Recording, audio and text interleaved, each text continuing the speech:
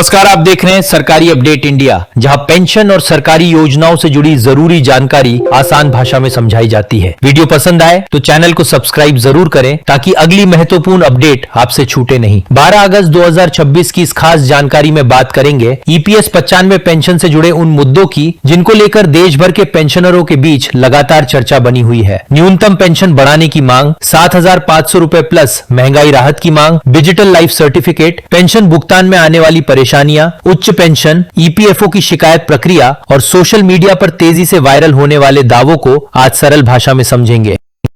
सबसे पहले बात करते हैं ईपीएस 95 की न्यूनतम पेंशन की। लंबे समय से पेंशनर संगठन न्यूनतम पेंशन में बढ़ोतरी की मांग करते रहे हैं। इनमें 7,500 रुपए की न्यूनतम पेंशन और इसके साथ महंगाई राहत की मांग प्रमुख रूप से सामने आती रही है। पेंशनरों का तर्क है कि आज की महंगाई में कम पेंशन पर रोजमर्रा का खर्च चलाना मुश्किल हो जाता है। दवाइयां, राशन, बिजली, यात्रा और दूसरी जरूरी चीजों की कीमत बढ़ने के कारण वरिष्ठ नागरिकों पर आर्थिक दबाव बढ़ता है। लेकिन यहाँ सबसे जरूरी बात यह है कि 7,500 रुपए की मांग और 7,500 रुपए की सरकारी मंजूरी एक ही बात नहीं है। किसी संगठन ने मांग रखी है, किसी बैठक में चर्चा हुई है या किसी नेता ने बयान दिया है तो उसे तुरंत लागू सरकारी फैसला नहीं माना जा सकता। पेंशन में वास्तविक बदलाव तभी माना जाएगा जब सक्षम सरकारी संस्था की ओर से आधिकारिक आदेश या अधिसूचना जारी हो। यही कारण है कि अगर सोशल मीडिया पर आपको कोई ऐसी पोस्ट या वीडियो दिखाई देती है जिसमें कहा जा रहा है कि ईपीएस 95 की न्यूनतम पेंशन 7,500 रुपए प्लस महंगाई भत्ते के साथ निश्चित रूप से लागू हो गई है, तो सबसे पहले उसके आधिकारिक स्रोत की जांच करें। केवल वायरल पोस्ट या वीडियो के शीर्षक के आधार पर अपनी पेंशन के बारे में अंतिम निष्कर्ष निकालना सही नहीं होगा। ईपीएस 95 पेंशनरों की मांग केवल पेंशन की रकम तक सीमित नहीं है। महंगाई राहत, चिकित्सा सुविधा और बेहतर सामाजिक सुरक्षा जैसे मुद्दे भी समय समय पर उठते रहे हैं। इन मांगों के पीछे सबसे बड़ा कारण यही है कि सेवानिवृत्ति के बाद कई बुजुर्गों के पास नियमित आय का मुख्य साधन पेंशन ही होती है।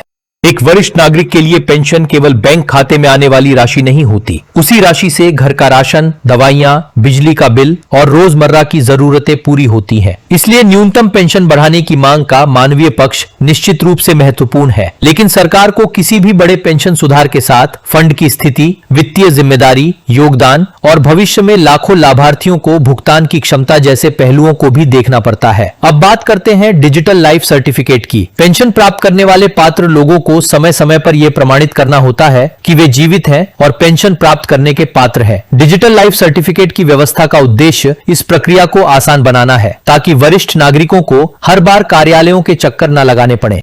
डिजिटल व्यवस्था ने काफी लोगों के लिए प्रक्रिया आसान की है, लेकिन कुछ व्यवहारिक समस्याएं भी सामने आ सकती हैं। उम्र अधिक होने पर फिंगरप्रिंट पहचान में परेशानी, मोबाइल या इंटरनेट की समस्या, बायोमेट्रिक प्रमाणीकरण असफल होना, कैमरे से पहचान में दिक्कत या रिकॉर्ड में नाम और जन्म तिथि का अंतर जैसी समस्याएं हो सकती हैं। अगर किसी पेंशनर का लाइफ सर्टिफिकेट जमा नहीं हो रहा है तो इसका मतलब ये नहीं है कि उसकी पेंशन हमेशा के लिए बंद हो गई। सबसे पहले समस्या का वास्तविक कारण पता करना चाहिए। अधिकृत माध्यम से प्रक्रिया पूरी करने की कोशिश करनी चाहिए और अगर प्रमाण पत्र जमा हो चुका है तो उसका स्टेटस भी जांचना चाहिए। आजकल सोशल मीडिया पर कई बार यह दावा भी सामने आता है कि किसी नए आईटी सिस्टम या आर्टिफिशियल इंटेलिजेंस आधारित व्यवस्था के कारण लाखों पेंशनरों की पेंशन रोक दी गई है। ऐसे दावों को बिना आधिकारिक पुष्टि के सच मानना उचित नहीं है। किसी व्यक्ति की पेंशन क्यों रुकी है, इसका वास्तविक कारण उसके व्यक्तिगत रिकॉर्ड और आधिकारिक स्टेटस से ही पता चलेगा।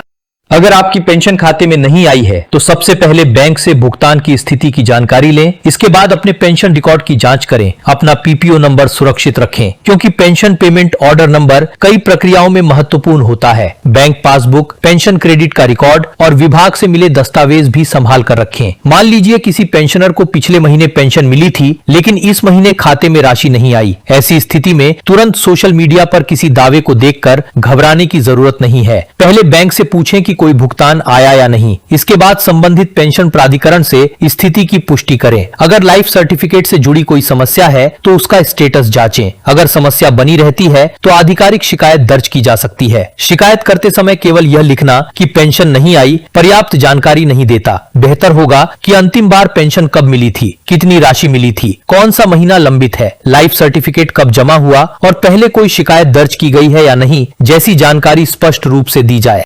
शिकायत दर्ज होने के बाद मिलने वाली शिकायत संख्या को सुरक्षित रखना भी बहुत जरूरी है। आगे की कार्रवाई में यही नंबर काम आ सकता है। अगर किसी दस्तावेज की कॉपी जमा की गई है तो उसकी जानकारी और उपलब्ध प्रमाण भी संभाल कर रखें। अब बात करते हैं उच्च पेंशन की। उच्च वेतन पर पेंशन के विकल्प और उससे जुड़े नियमों को लेकर लंबे समय से चर्चा होती रही है। पात्रता हर व्यक्ति के रिकॉर्ड और लागू नियमों के आधार पर तय होती है। पुराने वेतन रिकॉर्ड, कर्मचारी और नियोक्ता का योगदान, सेवा काल तथा संबंधित दस्तावेज ऐसे मामलों में महत्वपूर्ण हो सकते हैं। कई कर्मचारियों के मामले पुराने हैं और कुछ कंपनियां या प्रतिष्ठान बंद भी हो चुके हैं। ऐसे में पुराने दस्तावेज जुटाना मुश्किल हो सकता है। अगर आपके पास पुराने वेतन रिकॉर्ड, योगदान से जुड़े कागज, नियोक्ता का पत्र, ईपीएफओ से मिले दस्तावेज या भुगतान की रसीद है तो उन्हें सुरक्षित रखना चाहिए। उच्च पेंशन से जुड़ी किसी प्रक्रिया में अगर आपने कोई राशि जमा की है तो बैंक रिकॉर्ड, रसीद और संबंधित पत्रों को संभाल कर रखें। केवल किसी व्यक्ति की मौखिक जानकारी पर भरोसा करने के बजाय लिखित रिकॉर्ड रखना ज्यादा सुरक्षित होता है। अब एक और महत्वपूर्ण बात, ईपीएस 95 को ओपीएस, एनपीएस, यूपीएस या अटल पेंशन योजना के साथ एक ही व्यवस्था नहीं समझना चाहिए। ये अलग अलग पेंशन व्यवस्थाएं हैं और इनके नियम भी अलग हैं। सोशल मीडिया पर कई बार अलग अलग योजनाओं की जानकारी एक साथ जोड़ दी जाती है, जिससे पेंशनरों में भ्रम पैदा हो सकता है। यूनिफाइड पेंशन स्कीम यानी यूपीएस और ईपीएस 95 अलग व्यवस्थाएं हैं। इसी तरह अटल पेंशन योजना भी अलग सामाजिक सुरक्षा योजना है। इसलिए अगर किसी खबर में कई पेंशन योजनाओं का नाम एक साथ लिया जा रहा है तो सबसे पहले ये देखें कि बदलाव वास्तव में किस योजना के लिए है और उस योजना के पात्र लोग कौन हैं। अब बात करते हैं पेंशनरों की मांगों और आंदोलनों की। अलग अलग पेंशनर संगठन लंबे समय से अपनी मांगों को सरकार के सामने रखते रहे हैं। प्रदर्शन, ज्ञापन, प्रतिनिधि मंडल और बैठकों के माध्यम से न्यूनतम पेंशन और दूसरी मांगे उठाई जाती रही हैं। किसी संगठन की मांग को गंभीरता से समझना जरूरी है, लेकिन आंदोलन में कही गई बात को तुरंत सरकारी फैसला मान लेना सही नहीं होगा। किसी संगठन की घोषणा और सरकार की आधिकारिक मंजूरी के बीच स्पष्ट अंतर होता है। इसी तरह सोशल मीडिया पर अगर ये दावा हो कि किसी निश्चित तारीख को सभी पेंशनरों के खाते में बड़ी राशि आने वाली है तो पहले आधिकारिक घोषणा देखें। हर पेंशनर का रिकॉर्ड अलग हो सकता है। भुगतान की स्थिति बैंक और संबंधित विभाग के रिकॉर्ड से ही स्पष्ट होगी। आज 12 अगस्त 2026 को पेंशन संबंधी खबरों को देखते समय तारीख पर खास ध्यान देना चाहिए। कई बार पुरानी खबरें दोबारा वायरल हो जाती हैं और उन्हें नई खबर की तरह पेश किया जाता है। किसी पुराने बयान, पुराने आंदोलन या पुराने वीडियो को देखकर ये न माने कि आज ही कोई नया फैसला हो गया है। अगर कोई खबर वास्तव में नई है तो उसके साथ आधिकारिक स्रोत भी होना चाहिए। सरकारी निर्णय के लिए संबंधित मंत्रालय या विभाग का आधिकारिक रिकॉर्ड सबसे महत्वपूर्ण होता है। न्यायालय से जुड़े मामलों में वास्तविक आदेश को प्राथमिकता देनी चाहिए। इसी तरह किसी सरकारी योजना के बदलाव के लिए आधिकारिक अधिसूचना या विभागीय जानकारी देखना ज्यादा सुरक्षित है। पेंशनरों को अपनी व्यक्तिगत जानकारी की सुरक्षा पर भी ध्यान देना चाहिए। आजकल साइबर ठगी करने वाले लोग पेंशन के नाम पर बुजुर्गों को फोन कर सकते हैं। कोई व्यक्ति कह सकता है कि आपका लाइफ सर्टिफिकेट अपडेट नहीं हुआ, आपकी पेंशन बंद हो गई है या पीपीओ सत्यापन के लिए ओटीपी बताना जरूरी है। ऐसी किसी भी कॉल पर जल्दबाजी ना करें। OTP, ATM pin, UPI pin, bank password या कार्ड की जानकारी किसी अनजान व्यक्ति को ना दे। कोई व्यक्ति अगर पेंशन जारी कराने के नाम पर पैसे मांगता है तो पहले उसकी पहचान और प्रक्रिया की आधिकारिक पुष्टि करें। याद रखिए, पेंशन की समस्या का समाधान पाने के लिए किसी अनजान एजेंट को पैसे देना जरूरी नहीं है। अधिकृत सरकारी माध्यमों का इस्तेमाल करना सबसे सुरक्षित रास्ता है। अब बात करते हैं ईपीएफओ से जुड़े फंड और निवेश की। सोशल मीडिया पर कई बार बड़े बड़े आंकड़े सामने आते हैं और कहा जाता है कि निवेश से इतना लाभ हुआ है, इसलिए पूरा पैसा पेंशनरों में बांट दिया जाना चाहिए। लेकिन पेंशन फंड और निवेश की वित्तीय संरचना इतनी सरल नहीं होती। निवेश से होने वाली आय, फंड की देनदारी, भविष्य के भुगतान और निवेश के नियम अलग अलग पहलू है। इसलिए किसी निवेश में लाभ होने का मतलब ये नहीं कि वही राशि तुरंत पेंशन बढ़ाने के लिए इस्तेमाल की जा सकती है। पेंशन सुधार के लिए वास्तविक वित्तीय आंकड़े और आधिकारिक नीति को देखना जरूरी होता है। न्यूनतम पेंशन बढ़ाने का फैसला भी केवल मांग के आधार पर नहीं होता। सरकार को ये देखना पड़ता है कि प्रस्तावित बदलाव का वित्तीय प्रभाव कितना होगा, फंड की स्थिति क्या है और आने वाले वर्षों में पेंशन भुगतान किस तरह जारी रखा जा सकेगा।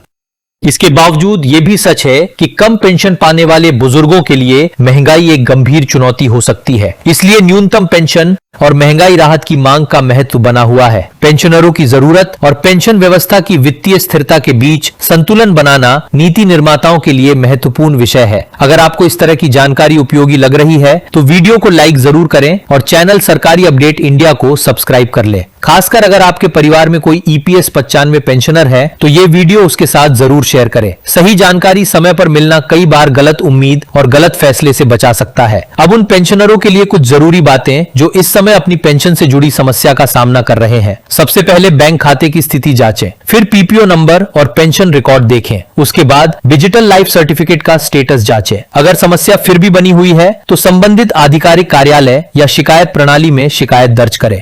अपनी शिकायत में तथ्य स्पष्ट रखें। अंतिम भुगतान की तारीख बताएं। कितने महीने की पेंशन लंबित है ये बताएं। लाइफ सर्टिफिकेट जमा करने की तारीख और स्टेटस बताएं। अगर पहले शिकायत की है तो उसका नंबर भी दें। इससे संबंधित विभाग को समस्या समझने में आसानी हो सकती है। अगर रिकॉर्ड में नाम, जन्म तिथि या बैंक विवरण में गलती है तो उसे सुधारने की प्रक्रिया अपनाएं। किसी भी समस्या को केवल सोशल मीडिया पर वायरल करने के बजाय आधिकारिक रिकॉर्ड में दर्ज करवाना ज्यादा प्रभावी हो सकता है। एक और जरूरी बात यह है कि पेंशनर अपने दस्तावेज किसी अनजान व्हाट्सएप ग्रुप, टेलीग्राम चैनल या सोशल मीडिया अकाउंट पर साझा ना करें। पीपीओ नंबर, आधार नंबर, बैंक खाता, मोबाइल नंबर और दूसरे संवेदनशील दस्तावेज सार्वजनिक रूप से पोस्ट करना सुरक्षा की दृष्टि से सही नहीं है। अगर कोई व्यक्ति आपसे कहता है कि केवल पैसे देने पर आपकी पेंशन बढ़ जाएगी या पेंशन तुरंत जारी हो जाएगी तो सावधान रहें। किसी भी भुगतान या प्रक्रिया की आधिकारिक पुष्टि किए बिना पैसा ना दें।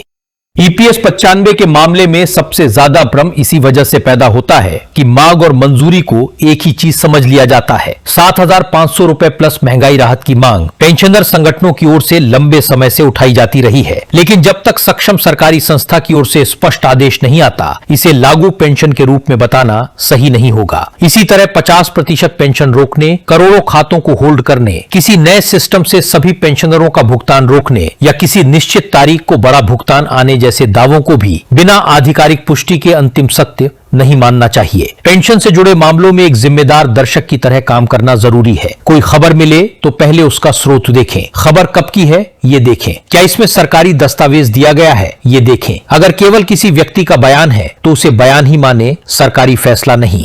आने वाले समय में अगर न्यूनतम पेंशन, महंगाई राहत, उच्च पेंशन या किसी दूसरी पेंशन व्यवस्था को लेकर कोई आधिकारिक निर्णय आता है तो उसी के आधार पर वास्तविक स्थिति समझी जाएगी। सरकारी आदेश में क्या लिखा है, किस तारीख को जारी हुआ है और किन लोगों पर लागू है, इन बातों को ध्यान से पढ़ना जरूरी होगा। पेंशनरों के लिए सबसे महत्वपूर्ण चीज है कि उनके अधिकारों की जानकारी उन्हें सही तरीके से मिले। साथ ही उन्हें यह भी पता हो कि समस्या आने पर किस रास्ते से समाधान खोजना है। सही दस्तावेज, सही शिकायत और आधिकारिक जानकारी, इन तीनों का महत्व बहुत ज्यादा है। अगर वीडियो यहाँ तक देख रहे हैं तो एक बार चैनल को सब्सक्राइब जरूर कर दीजिए। सरकारी अपडेट इंडिया पर आपको पेंशन, सरकारी योजनाओं और आम नागरिकों से जुड़े महत्वपूर्ण अपडेट सरल भाषा में मिलते रहेंगे। वीडियो को लाइक करें और इसे उन लोगों तक शेयर करें जो ईपीएस 95 या पेंशन से जुड़ी जानकारी चाहते हैं।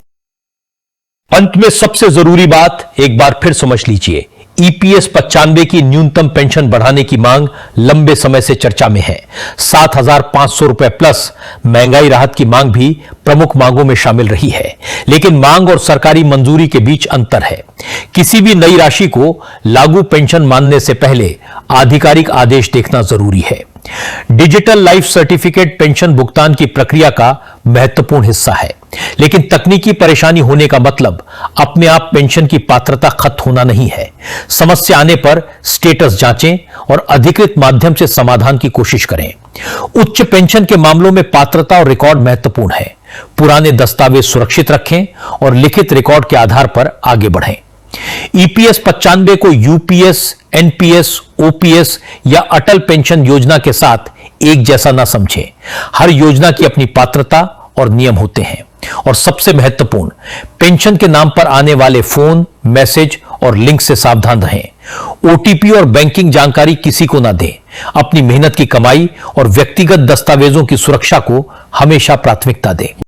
अगर आपको लगता है कि ये जानकारी उपयोगी है तो वीडियो को लाइक जरूर करें, अपने परिवार और पेंशनर साथियों तक शेयर करें और सरकारी अपडेट इंडिया को सब्सक्राइब कर लें। आगे भी जब ईपीएस 95, न्यूनतम पेंशन, महंगाई राहत, उच्च पेंशन, ईपीएफओ या पेंशन भुगतान से जुड़ी कोई महत्वपूर्ण आधिकारिक जानकारी सामने आएगी तो उसे सरल भाषा में समझने की कोशिश की जाएगी। फिलहाल इतना ही। सही जानकारी पर भरोसा रखिए, अफवाहों से सावधान रहिए और किसी भी बड़े दावे की आधिकारिक पुष्टि जरूर कीजिए। आप सभी पेंशनरों और वरिष्ठ नागरिकों के सम्मान, सुरक्षा और बेहतर भविष्य की कामना के साथ धन्यवाद।